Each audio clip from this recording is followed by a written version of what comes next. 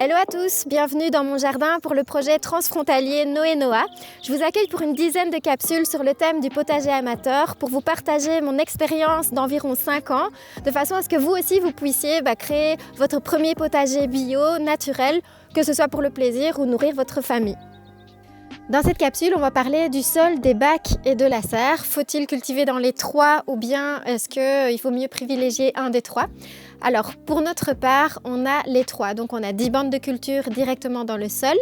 On a 6 grands bacs qui sont devant la maison et on a bricolé cette serre un petit peu rapidement la première année. Je vais vous expliquer pourquoi ça a été super important. Donc, du coup, de façon générale, on se dit que le potager, c'est directement dans le sol. Mais il y a aussi des avantages en fait à cultiver dans les autres façons de faire. Par exemple, dans notre cas, juste devant la maison, c'était la zone la plus ensoleillée qui était directement au sud.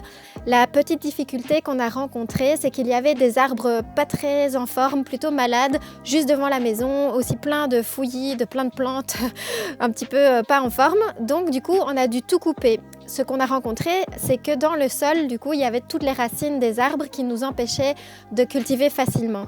C'est pour ça qu'on a créé 6 grands bacs qui sont en fait posés sur le sol. Ça veut dire que la terre est directement en contact avec la terre en dessous.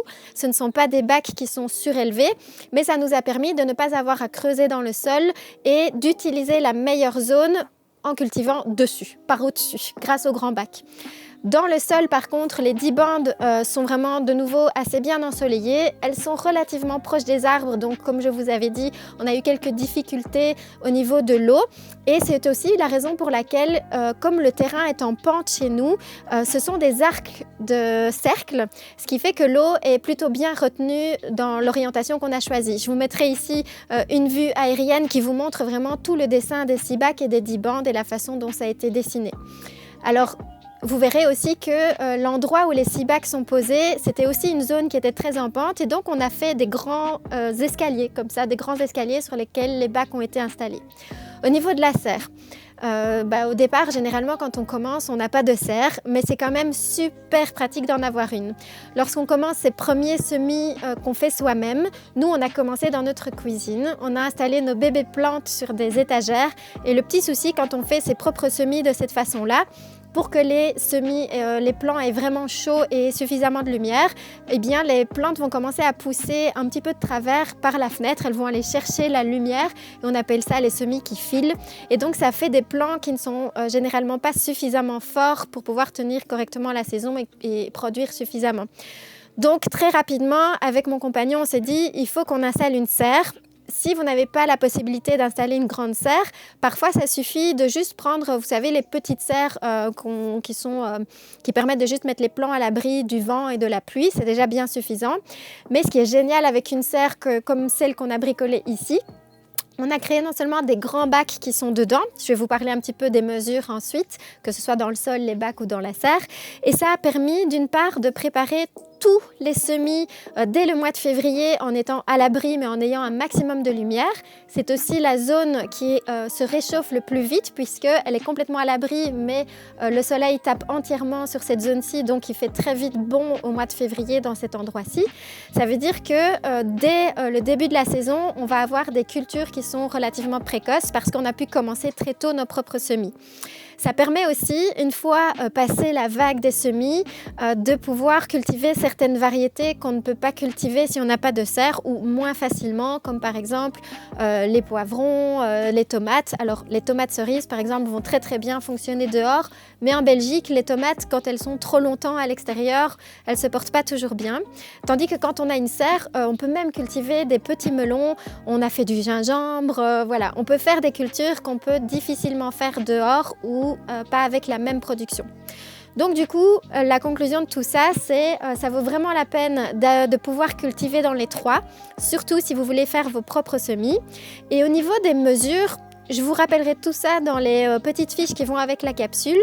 Mais disons que ce qu'il faut retenir de façon générale, c'est que les mesures idéales, c'est là où vous pouvez être confortable. Donc par exemple ici, ce bac il est à hauteur des hanches, donc c'est vraiment gai de pouvoir cultiver sans devoir se pencher trop. Et aussi, je peux atteindre facilement le milieu du bac directement avec ma main. Ça veut dire que la mesure que vous allez choisir pour vos bacs, idéalement, il faut que vous puissiez atteindre le milieu facilement. C'est pareil pour les bandes qui sont dans le sol. On va dire qu'en moyenne, on entend des mesures parfois d'1,20 m, parfois 70 cm. En gros, suivez un peu votre corps. Si vous pouvez atteindre le milieu à la main, c'est l'idéal. Et les bandes dans lesquelles vous allez marcher entre les lignes de culture, l'idéal, c'est de pouvoir passer avec une brouette. Donc, si vous avez retenu ça, pouvoir passer facilement avec du matériel, pouvoir atteindre le milieu, vous avez l'essentiel. Et une des dernières questions qu'on me pose souvent, c'est est-ce que c'est mieux d'avoir des petits bacs surélevés ou des grands bacs comme ceux-ci qui vont être posés directement sur le sol ? Il faut simplement retenir que plus un bac est profond, plus vous allez pouvoir avoir des nutriments en profondeur, plus vous pourrez aussi cultiver des variétés très différentes les unes des autres, puisque certains légumes vont utiliser uniquement quelques centimètres pour que leurs racines puissent prendre, et d'autres vont vraiment aller parfois à 50 cm ou même plus en profondeur pour aller pour pouvoir pousser. Du coup, plus on peut utiliser les profondeurs, mieux c'est pour les légumes. Et ça, lorsque vous avez des petits bacs qui sont trop peu profonds, ça limite fortement les types de légumes que vous pouvez cultiver dedans. Par contre, c'est très sympa pour débuter. Si vous avez 4 petits bacs qui ne sont pas très profonds et qui sont en hauteur, c'est super, mais vous ne pourrez pas tout cultiver de cette façon. Voilà, je pense qu'on a passé l'essentiel pour l'infrastructure, on va dire, à installer. Si vous avez besoin de compléments, allez voir dans les fiches. Je vous donne plein d'autres petites infos pour pouvoir faire votre choix, comme par exemple, dans quel bois c'est plus intéressant de faire ces bacs pour que ça soit vraiment pérenne et que ça dure. Comment est-ce qu'on prépare un petit peu sa première ligne lorsque on a de l'herbe.